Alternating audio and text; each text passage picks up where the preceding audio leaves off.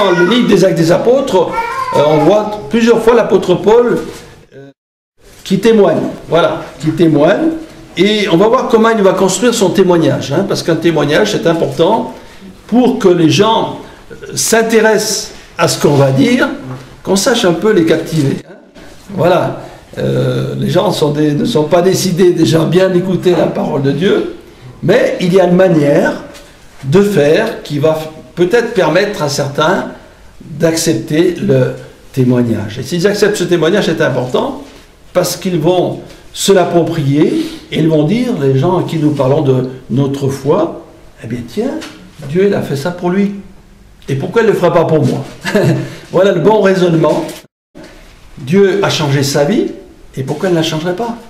Dieu a guéri son enfant qui était malade, et moi aussi j'ai un enfant qui est malade, Dieu peut me le guérir, et voilà. Et le témoignage, l'avantage, c'est que ça va encourager ceux qui ont de la difficulté à s'approcher de Dieu, de vraiment accepter Christ dans leur vie. Alors, on va lire tout ce chapitre 26 par petites tranches, et on verra donc de quelle manière il est bon et convenable d'être agréable, j'appelle ça, dans le témoignage.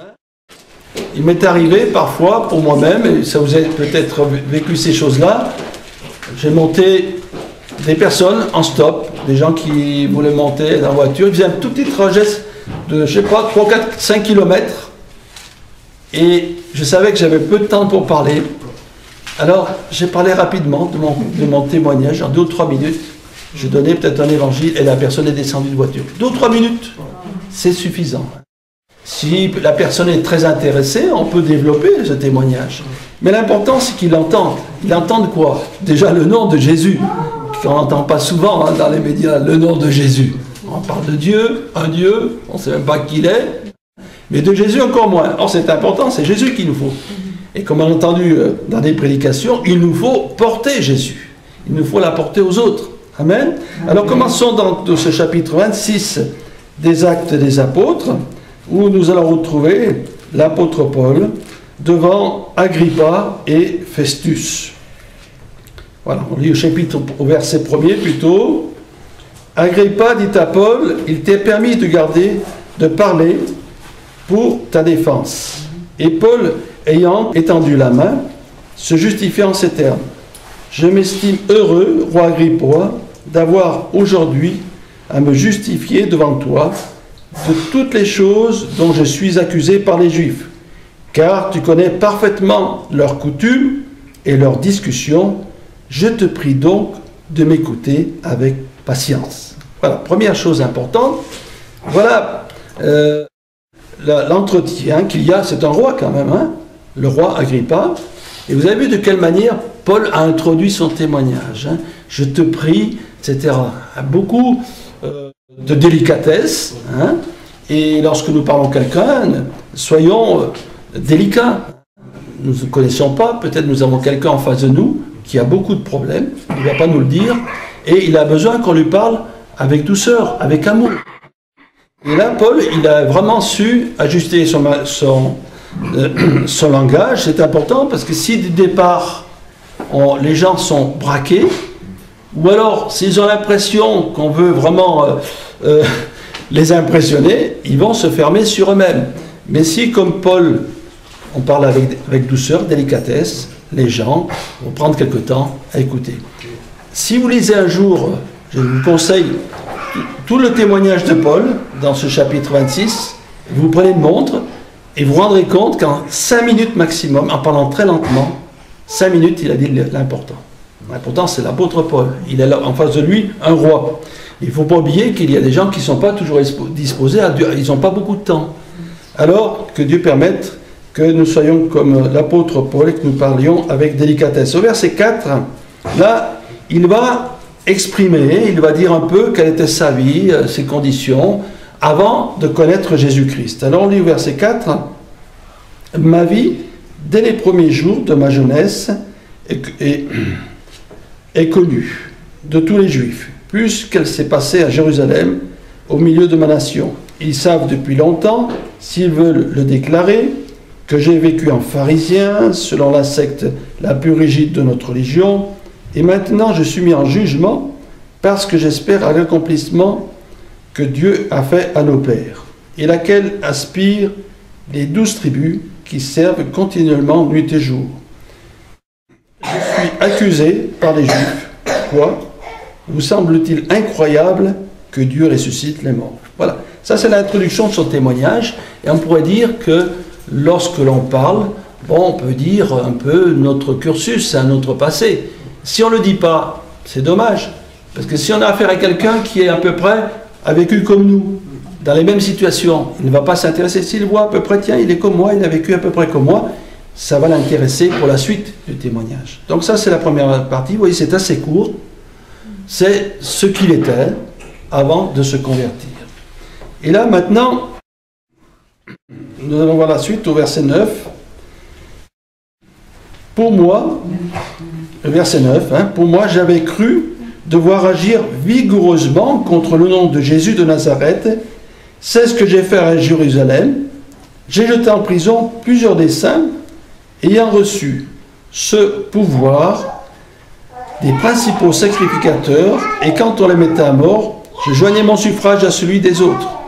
Je les ai souvent châtiés dans toutes les synagogues. Je les forçais à blasphémer dans mes excès de fureur contre eux. Je les persécutais même jusque dans les villes étrangères. Alors je pense que l'apôtre, là, lorsqu'il parle ainsi, il devait être attristé. Il révèle le mal qui était en lui, et surtout qu'il persécutait les chrétiens, qu'il en faisait mettre à mort. C'est même difficile de témoigner de ces choses. Mais s'il ne le faisait pas, eh bien, ils n'auraient pas vu la différence, ceux qui écoutaient, entre ce qu'il a dit et ce qu'il est maintenant.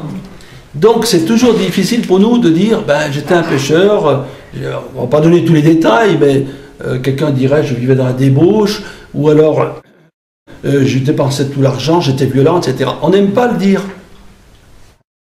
Mais il faut le dire, parce que si quelqu'un est dans la même situation que nous, il va dire, tiens, lui, il était comme moi, et bien lui, il s'en est sorti. Voilà.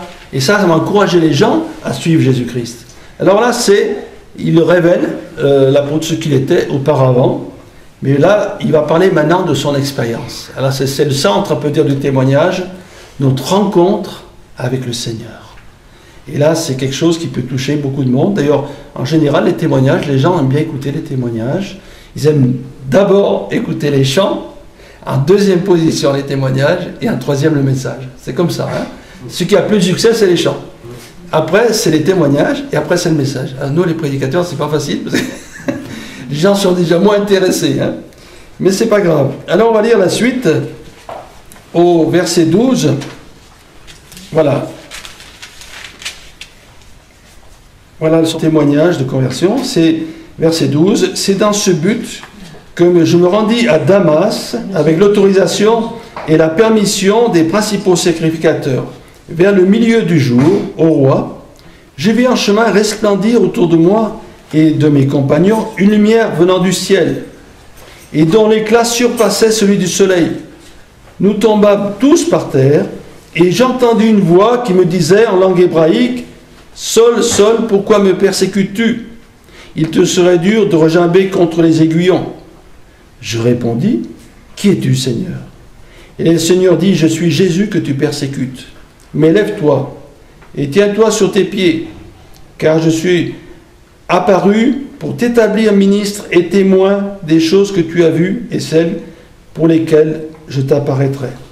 Je t'ai choisi du milieu de ce peuple et du milieu des païens, vers qui je t'envoie, afin que tu leur ouvres les yeux, pour qu'ils passent des ténèbres à la lumière et de la puissance de Satan à Dieu, pour qu'ils reçoivent par la foi en moi le pardon des péchés.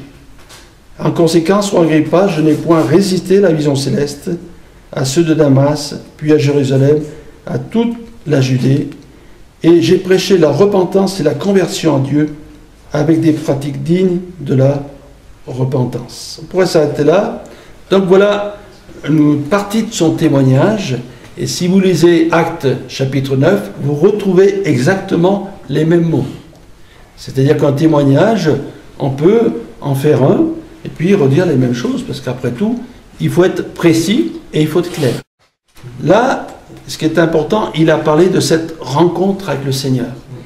Et il dit donc qu'il a eu il a une lumière qui étincelait, il s'est retrouvé par terre, il a entendu une voix, tout cela.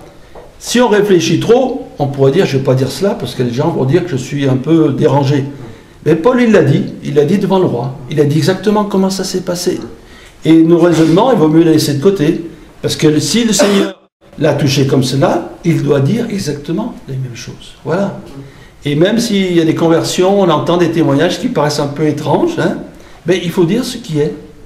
Parce que ce qui compte dans un témoignage, à part le fait de dire ce que Jésus a fait, c'est la vérité. Et les gens, ils ressentent quand vous dites la vérité. Donc, l'apôtre Paul, il dit la vérité, il dit ce qui s'est passé, il a été par terre, ce que Jésus lui a dit, et voilà, son témoignage, il continue. Alors, on va lire au verset 21, continue au verset 21. Voilà pourquoi les Juifs se sont saisis de moi dans le temple et ont tâché de me faire périr. Mais jusqu'à ce jour, rendant témoignage devant les petits et les grands, sans m'écarter rien de ce que les prophètes et Moïse ont déclaré, devoir arriver, savoir que Jésus-Christ souffrirait et que, ressuscité le premier d'entre les morts, il annoncerait la lumière au peuple et aux nations.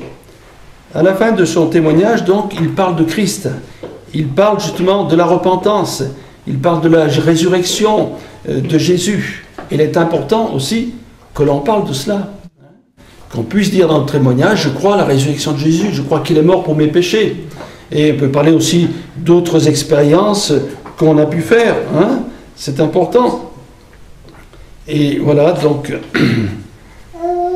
voilà ce qu'on peut faire. Donc, parler, surtout, annoncer le Christ et l'espérance que nous avons de la mort de Jésus qui est ressuscité. Nous aussi, nous avons cette espérance qu'à la mort, eh bien, nous ressusciterons un jour dans le ciel.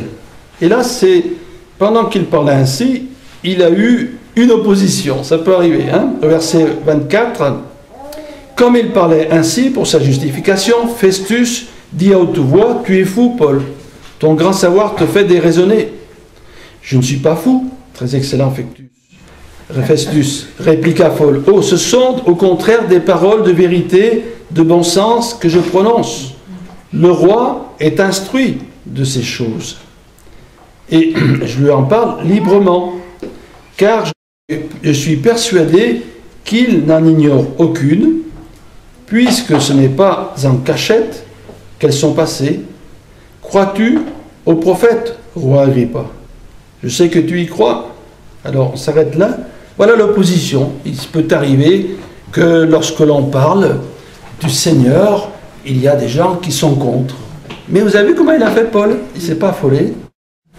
Pourtant, dire à Paul, tu es fou, devant tout le monde, parce qu'il ne faut pas oublier qu'il y avait les rois, il y avait Festus, il y avait beaucoup de foule. Lui, il a dit, je ne suis pas fou, excellent, Festus. Vous voyez un peu la délicatesse, la sagesse de Paul. Il n'a pas attaqué avec dureté, il a respecté l'autorité. On sait que ces choses sont vraies. Voilà. Donc, on peut défendre notre témoignage. Si quelqu'un nous contredit, on peut très bien lui dire, écoute, ce que je dis, c'est vrai ou c'est faux? Alors, restons calmes dans toute chose. Le but du témoignage, c'est d'aider quelqu'un à venir au Seigneur. Et le Seigneur mettra sûrement sur votre route des gens qui vont faire sûrement le même cheminement spirituel que vous. Moi, j'ai remarqué pour ma part, c'est souvent des personnes qui étaient un peu dans ma condition, c'est-à-dire que moi, ma condition, j'étais un homme qui pratiquait une religion. Voilà, j'étais pas un païen, carrément, hein, mais j'étais pas né nouveau. Et Dieu met souvent sur ma route des gens dans la même situation que moi.